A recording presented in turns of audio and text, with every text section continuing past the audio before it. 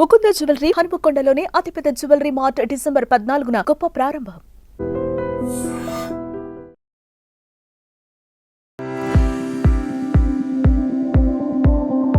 అందరికీ నమస్కారం. నేను మీ ఆయుర్వేద డాక్టర్ చిట్టిపొట్ల మధుసూదన శర్మని.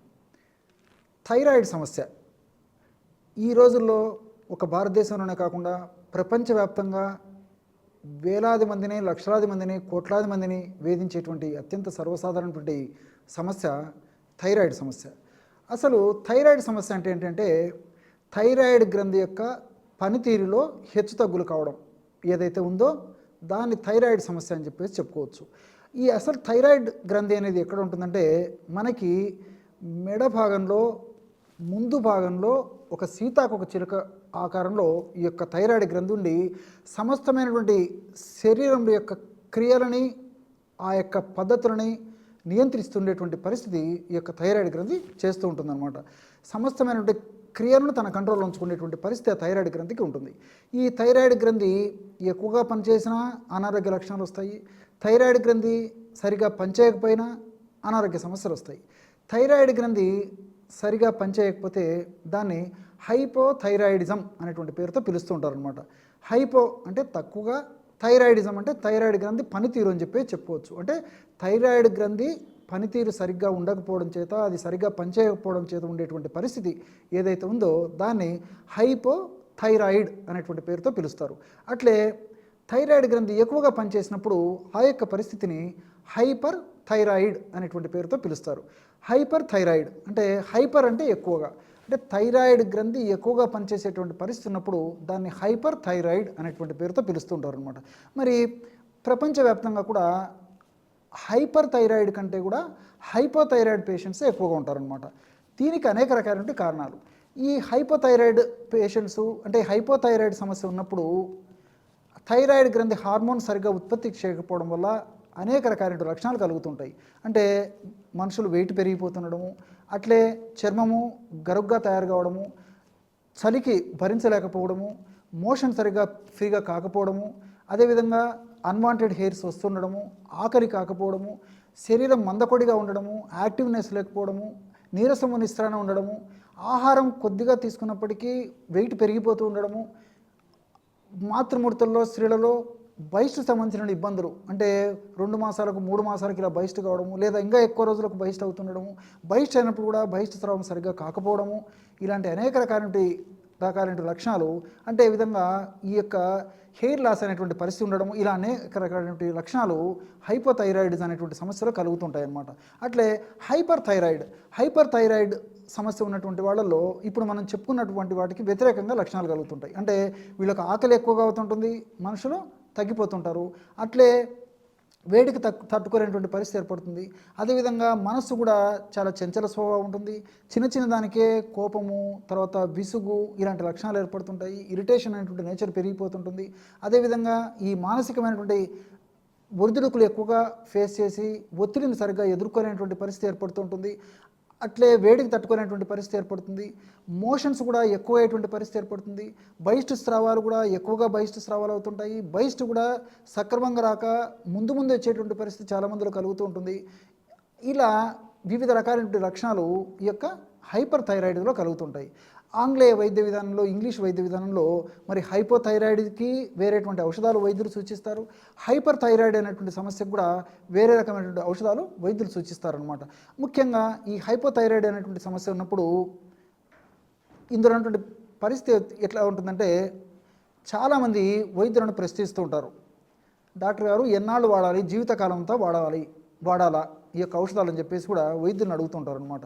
కాబట్టి దీనికి చాలామంది వైద్యులు సూచించేటువంటి టెస్ట్ ఒకటి ఉందన్నమాట. Anti-TPO antibody test. ఈ టెస్ట్ చేయించుకోండి అని చెప్పేసి వైద్యులు చెప్తుంటారు అనమాట. మరి ఆ టెస్ట్ చేయించుకున్నప్పుడు ఆ టెస్ట్లో పాజిటివ్ రిజల్ట్స్ వచ్చినట్లయితే ఆ పాజిటివ్ రిజల్ట్స్ ఆ టెస్ట్లో వచ్చినటువంటి వాళ్ళు మరి జీవితాంతం కూడా మందులు వాడుకోవాల్సినటువంటి పరిస్థితి ఉంటుందని చెప్పేసి వైద్యులు సర్వసాధారణంగా సూచించేటువంటి పరిస్థితి ఏర్పడుతుంటుందన్నమాట. అందులో నెగిటివ్ వస్తే ఒక్కొక్కసారి రివర్స్ అయిపోయేసి మందులు కొన్నాళ్ళ పాటు వాడేసి ఆపేసినా సరిపోతుందని చెప్పేసి వైద్యులు చెప్తుంటారనమాట. ఈ హైపోథైరాయిడ్ అనేటువంటి యొక్క పరిస్థితి ఉన్నటువంటి రోగుల్లో. ఈ యొక్క థైరాయిడ్ సమస్యకి ఆయుర్వేద వైద్య విధానంలో, గృహ వైద్య విధానంలో అనేక రకాలైనటువంటి ఔషధాలు ఉన్నాయి. మరి ఈ యొక్క ఔషధాలు థైరాయిడ్ యొక్క గ్రంథి యొక్క పనితీరును చక్కదిద్దేందుకు ఉపయోగపడతాయి. అంటే థైరాయిడ్ గ్రంథి ఎక్కువగా పనిచేస్తుంటే సర్వసాధారణ స్థితికి తీసుకొని వస్తాయి. థైరాయిడ్ గ్రంథి సరిగా పనిచేయకపోయినప్పటికీ సర్వసాధారణంగా ఆ యొక్క స్థితిని తీసుకొచ్చేసి థైరాయిడ్ గ్రంథి ఆ వయస్సుకి, ఆ ఎత్తుకి, ఆ శారీరక మానసిక పరిస్థితులను బట్టి ఎంత ఆ యొక్క స్రావాలను ఉత్పత్తి చేయాలనో, ఎన్ని రకాలైనటువంటి ఎంత ప్రమాణంలో ఆ హార్మోన్స్ ఉత్పత్తి చేయాలనో ఆ ప్రమాణంలో ఉత్పత్తి అయ్యేందుకు ఇప్పుడు మనం చెప్పుకోవేటువంటి అనేక రకాలైనటువంటి ప్రకృతి సిద్ధ ఔషధాలు, ఆయుర్వేద ఔషధాలు ఉపయోగపడతాయి అన్నమాట.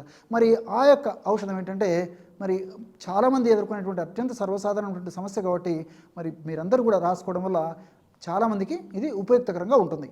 ఆ ఔషధం ఎలా తయారు చేసుకోవాలంటే, పసుపు ఒక 25 గ్రాములు తీసుకోండి, దాల్చిన చెక్క ఒక 25 గ్రాములు తీసుకోండి, వామును వేయించి చేసినటువంటి చూర్ణం ఒక 25 గ్రాములు, శొంఠి చూర్ణము 25 గ్రాములు, జీలకర్ర చూర్ణము 25 గ్రాములు.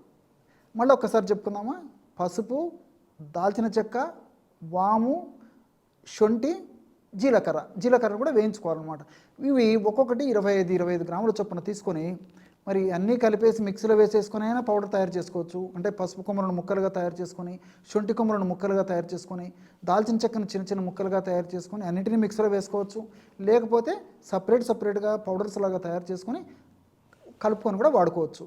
సో 25 గ్రాముల చొప్పున ఇవన్నీ కలుపుకొని ఒక గాజు సీసాలో నిల్వ ఉంచుకొని రోజు ఉదయం ఆహారానికి ఒక అరగంట ముందు, రాత్రి ఆహారానికి ఒక అరగంట ముందు 1/2 టీ స్పూన్ అంటే 2.5 గ్రామ్స్, టీ స్పూన్ తెలుసు కదా, ఆ చిన్న స్పూన్తో 1/2 టీ స్పూన్ ఆ యొక్క పౌడర్ని ఒక ప్లేట్లో కానీ లేకపోతే తమలపాకు ఇలాంటి వాటిలో కానీ వేసుకొని తగినంత తేనెతో కలిపేసి సేవించాలి.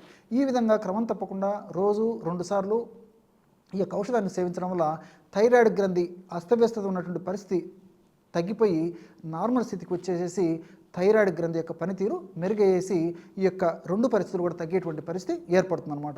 ఈ యొక్క ఔషధాన్ని దీర్ఘకాలం పాటు వాడినప్పటికీ ఎలాంటి ఇబ్బంది ఉండదు. మనకు సైడ్ ఎఫెక్ట్స్ అన్ని దీర్ఘకాలం పాటు వాడినప్పటికీ ఎలాంటి ఇబ్బంది ఉండదు. మనకు అన్ని సైడ్ బెనిఫిట్స్ ఉంటాయి కాబట్టి క్షేమదాయకంగా వాడుకోవచ్చు. అందరికీ తెలిసినటువంటి ఆహార పదార్థాలే, మరి తెచ్చుకోవడం సులువు, తయారు చేసుకోవడం సులువు, వాడుకోవడం సులువు, ఫలితం కూడా చాలా సులువుగా వీటితో పొందేదానికి అవకాశం ఏర్పడుతుంది. అంతేకాకుండా మరి ఈ యొక్క థైరాయిడ్ సమస్య ఉన్నటువంటి వాళ్ళు సర్వంగాసన్, ఉష్ట్రాసన్ ఇలాంటి ఆసనాలు కూడా వాళ్ళు వేయగలిగినట్లయితే వేస్తే చాలా అద్భుతమైన ఫలితాలు మరింత సత్వరంగా త్వరగా కలిగేందుకు అవకాశం ఏర్పడుతుంది. మరి ఈ రోజుల్లో టెక్నాలజీ పెరిగిపోయింది కాబట్టి మరి గూగుల్లో మనం సెర్చ్ చేసినట్లయితే సర్వాంగాసనం, ఉష్ట్రాసనం ఇలాంటివన్నీ కూడా మనకు తెలుస్తాయి. ఏ ఆసనము ఎవరు ఏ టైంలో ఎంతసేపు ఏ పద్ధతిలో వేయాలో మనకు క్లియర్గా తెలిసిపోతుంది కాబట్టి మరి ఆ పద్ధతిలో వేదైనటువంటి వాళ్ళందరూ కూడా మరి ఈ యొక్క ఆసనాలు వేయవచ్చు. అంతేకాకుండా మరి దగ్గరలో యోగా గురువులు ఎవరైనా ఉంటే వాళ్ళ సమక్షంలో కొన్నాళ్ళు నేర్చుకొని కూడా మనం ఇంట్లో ఈ యొక్క ఆసనాన్ని వేసినా సరిపోతుంది అన్నమాట.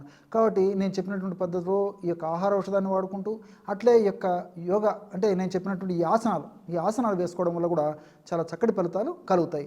అంతేకాకుండా చాలామందికి సందేహం వస్తుంటుంది, మరి డాక్టర్ గారు ఆల్రెడీ మేము థైరాయిడ్ మాత్రలు వాడుకుంటున్నాం కదా, ఇది ఆపేసి ఇప్పుడు మీరు చెప్పుకున్నటువంటి ఔషధం వాడుకుంటే సరిపోతుందని చెప్పేసి. అలా కాకుండా మీరు వైద్యులు సూచించినటువంటి పద్ధతిలో ఇంగ్లీషు ఆధునిక కృత్రిమ ఔషధాలు వాడుకుంటూ ఈ ఔషధాన్ని వాడుకుంటూ ఉండడం వల్ల కొన్నాళ్లకు థైరాయిడ్ గ్రంథి పనితీరు సక్రమంగా ఉండేటువంటి పరిస్థితి ఏర్పడే కొద్దీ క్రమంగా మనం వైద్యుల వద్దకు వెళ్ళినప్పుడు వైద్యులు మరి పరీక్షలు చేయించినప్పుడు ఆ థైరాయిడ్ గ్రంథి పనితీరు మెరుగయ్యే కొద్దీ వాళ్ళు డోస్ తగ్గిస్తారు. కాబట్టి ఆ విధంగా క్రమక్రమంగా డోస్ తగ్గించుకొని ఈ యొక్క ఔషధాన్ని వాడుకుంటే సరిపోతుంది. కానీ ఒక్కసారి ఉన్నట్టుండి ఆ యొక్క ఔషధాలు ఆపేసేసి ఈ యొక్క ఔషధాన్ని వాడకూడదు అనమాట. క్రమక్రమంగా ఆపేసి వాడుకునేటువంటి పరిస్థితి ఉంటుంది. కానీ సడన్గా ఈ యొక్క ఔషధాన్ని మొదలెట్టేసేసి ఆ ఔషధాలు మానకూడదనమాట.